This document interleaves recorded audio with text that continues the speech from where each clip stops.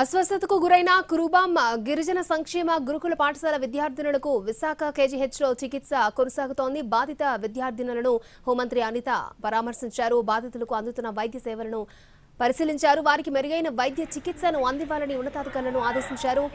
పచ్చకామర్ల బారిన పడ్డవారిలో 45 మంది కేజీహెచ్లో చికిత్సను పొందుతున్నారు. కురుబాం గిరిజన సంక్షేమ గురుకుల పాఠశాలలో స్టూడెంట్స్ అస్వస్థతకు ఎందుకు గురయ్యారు అనేది ఎక్స్పర్ట్ కమిటీ పరిశీలిస్తోందని, ఆ కమిటీ ఇచ్చే నివేదిక ఆధారంగా ప్రభుత్వం చర్యలు తీసుకుంటుంది అన్నారు మంత్రి అనిత.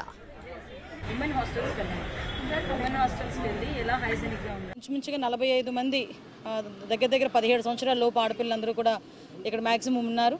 వీళ్ళందరికీ కూడా కంటిన్యూగా బ్లడ్ టెస్టులు చేయడమే కాదు, కంటిన్యూ హాస్పిటల్లోని డాక్టర్స్, అదేవిధంగా సూపరింటెండెంట్ గారు, రెవెన్యూ డిపార్ట్మెంట్ నుంచి మన కలెక్టర్ గారు, జేసీ గారు, వీళ్ళందరి పర్యవేక్షణలో కంటిన్యూగా వాళ్ళందరికీ కూడా వైద్య సహాయం అందుతుంది.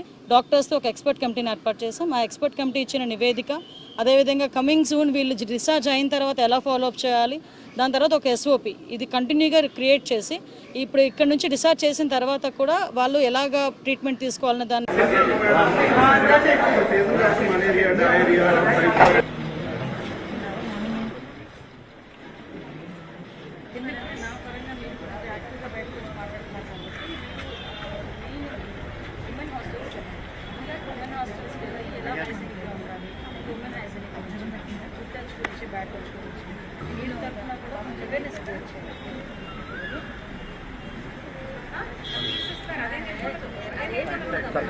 సైడ్